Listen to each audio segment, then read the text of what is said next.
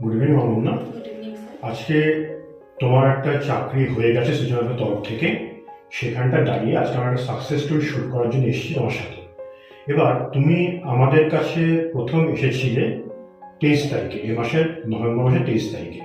তুমি 23 তারিখে আমাদের কাছে সূর্যদেবে কিভাবে আমাদের খোঁজ পেলে এবং সেদিন এসে কি ঘটেছিল সেটা একটু জানাতে বলো। আমার একজন পরিচিত দিদি আছে, তার কাছ থেকে আমি সুইচ লাইফের সম্পর্কে জানতে পারি। তো জানার পর কিছুদিন পর আমি সুইচ লাইফের অফিসে আসি, এসে আপনাদের সাথে কথা বলি। কথা বলার পর সুইচ লাইফ সম্পর্কে জানতে পারি। আচ্ছা, সেদিন 23 তারিখে যখন এসেছিলে, যখন প্রথমত কথা হলো আমাদের সামনে, তখন কোনো সার্ভিস দেওয়া হয়েছিল তোমাকে? মানে তোমাকে কোনো কাউন্সিলিং করা বা কোনো ধরনের কিছু দেওয়া হয়েছিল কিছু? হ্যাঁ, সেদিন আমাকে কাউন্সিলিং করা হয়েছিল। সুইচ লাইফে কেমন কাজ হয় না কি হয়, কি কিসের উপরে কাজ হয় সেসব সম্পর্কে বলা হয়। আচ্ছা, এবং তোমাকে আমাদের কোম্পানির অনেকগুলো সাইট আছে, সেই সাইট সম্পর্কে দেখিয়ে বুঝিয়ে কিভাবে অ্যাক্সেস করতে হয় সেগুলো জানানো হয়েছিল? হ্যাঁ, সব জানানো হয়েছে এবং বিভিন্ন যে সাইটগুলো আছে সেগুলোকে ফলো করেছিলাম আমি। তো করার পর জানতে পারি যে এখানে কি কি কাজ হয়। আচ্ছা, এবার যখন সাইটগুলোকে ফলো করে সবকিছু বুঝে যখন তুমি বাড়ি গেলে, তারপরে নেক্সট পরিষেবাটা কিভাবে পেলে সুজনভাই তরফ থেকে? নেক্সট ডে আমি আবার সুইচ লাইফের অফিসে আসি, এসে একটু রেজিস্ট্রেশন করি। করার পর আবার আমার একটা কাউন্সিলিং করা হয়। আচ্ছা, এবার তুমি রেজিস্ট্রেশন করার ঠিক কতদিনের মাথায় একটা জব কল পাও? আমি 2-3 দিনের মধ্যে একটি জব কল পাই। আচ্ছা, এবার যখন তুমি জবটা পেলে সেটা অ্যাকচুয়ালি একটা অ্যাকাউন্টেন্ট পজিশনের জন্য একটা ওপেনিং ছিল। এবার তার আগে তোমার ভীতি দূর করার জন্য তোমাকে কোনো কোচিং দেওয়া হয়েছিল কি ইন্টারভিউ যাওয়ার আগে? হ্যাঁ, একটা মক সেশন দেওয়া হয়েছিল, তো ওটাতে আমার বেশ ভালো সুবিধা হয়েছে।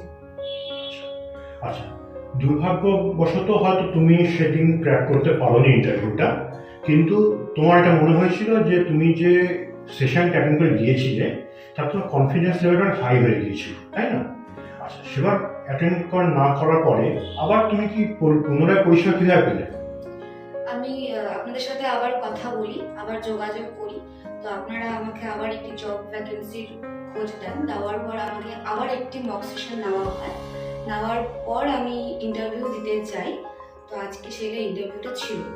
এবার আরেকটা যে সুযোগ তোমাকে দেওয়া হয়েছে তার একটা পজিশনের নাম ছিল, পজিশনের নামটা ছিল হচ্ছে ফিমেল অফিস অ্যাসিস্ট্যান্ট।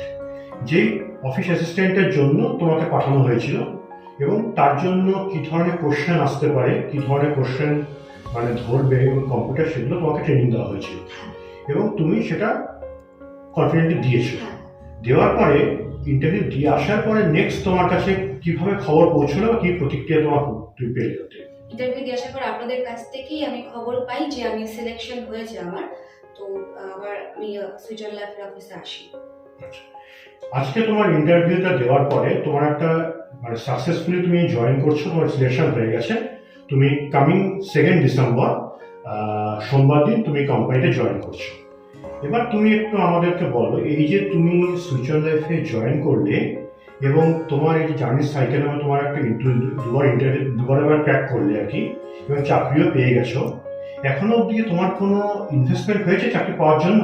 না, কোনো ইনভেস্টমেন্ট হয়নি, শুধুমাত্র রেজিস্ট্রেশন ফিসটাই লেগেছে, আর এক্সট্রা কোনো কিছু লাগেনি। আচ্ছা, তাহলে তুমি ঘটনা হচ্ছে যে অ্যাকচুয়ালি এখন বাজারে যে সমস্ত জব কনসালটেন্টরা রয়েছে তারা কি করে, বেশিরভাগ ক্ষেত্রে ক্যান্ডিডেটরা আমাদের সে রিপোর্ট করে যে স্যার আমি অমুক জায়গায় 20,000, অমুক জায়গায় 30,000 টাকা আমরা খুঁজে এসেছি। এবার ঘটনা হচ্ছে যে তোমরা যারা সুজনের থেকে মানে সার্ভিস পেয়েছো, তোমাদের একটা ফিডব্যাক ভীষণভাবে জরুরি, কি জনগণের ভয় ভীতিটা দূর করার জন্য।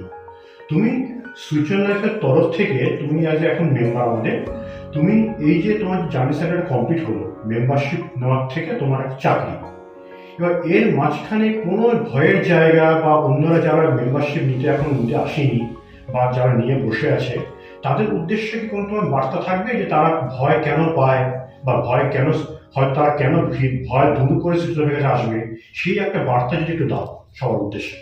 অবশ্যই সুইচার লাইফে আসুক। এখানে কিছুই লাগছে না, জাস্ট রেজিস্ট্রেশন ফিস লাগবে, সেটা হচ্ছে ভ্যালিডিটি 6 মাস। 6 মাসের মধ্যে নিশ্চয়ই করে কোনো না কোনো জব নিশ্চয়ই হবে। তো যারা এখনো আসেনি বা যারা আসবে ভাবছে তারা যেন অবশ্যই আসে, তারা সাকসেস হবে এখান থেকে। ঠিক আছে, অসংখ্য ধন্যবাদ অনন্যা তোমার এই ফিডব্যাকের জন্য। আজকে যারা হয়তো এখনো আমাদের মেম্বার হয়নি, সদস্য হয়নি, হয়তো সোশ্যাল নেটওয়ার্কে তারা বলছে যে মানে সব জায়গায় হচ্ছে ফ্রডুলেন্সি চলছে, আমরা বিনা পয়সায় হচ্ছে চাকরি পেতে চাই, বা কে করিয়ে দেবে, প্রচুর তাহলে রিপ্লাই আমরা দেখতে পাই। আমাদের উদ্দেশ্য হচ্ছে একটাই বলা যে সুইচ অন লাইফ হচ্ছে একদম ফ্রি অর্গানাইজেশন না, কিন্তু আমরা অলমোস্ট ফ্রি, মানে কোনো কিছু না নিয়ে কিন্তু আমরা পরিষেবাটা দিয়ে থাকি। ঠিক আছে, তোমার এই ফিডব্যাকের জন্য অসংখ্য ধন্যবাদ।